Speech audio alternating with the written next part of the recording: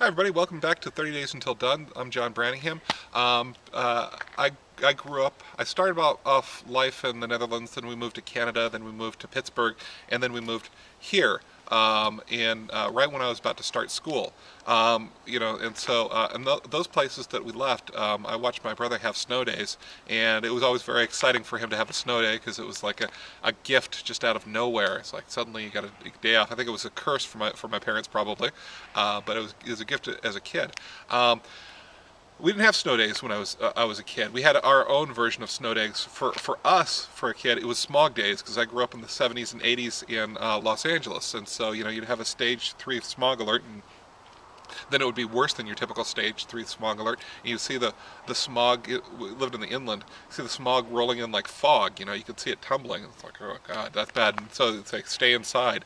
And that was our version of a snow day, and that'd be an interesting poem to write. There are other versions of a snow day. I found out today that in the LA schools they're having a terror day, a bomb threat day, and so the kids are staying home for that. Right? That's a new type of day. What's your version of a snow day, or what was your version of a snow day, and what was that like?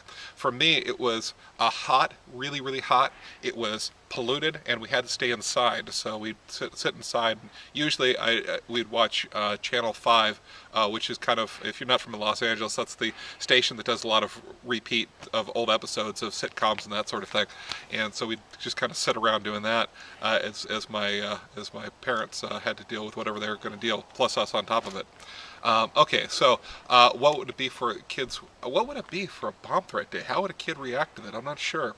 There'd be a certain amount of happiness and joy that they don't have to go to school, but there'd be a threat as well. I'm not sure. It's interesting. And it doesn't have to be in school. It could be what we had earthquake days. You'd get an earthquake and you go home so the inspector could figure out how to fix it. And it'd just be out of nowhere, obviously. And sometimes those earthquake days were optional. The Whittier earthquake, I had the choice of going to school or not. I didn't know it until I arrived at school. And it's like, oh, I could have stayed home. And so, that would have been fine. Whatever. I think that's what I would write about going to school. And the big thing was my friends laughing at me because I went to school, right? And that was the thing that we thought of, because that's sort of California philosophy. We're not scared of the earthquakes, really. I mean, it's more of an opportunity for fun. And that would be an interesting way of writing that poem, what our version of a snow day.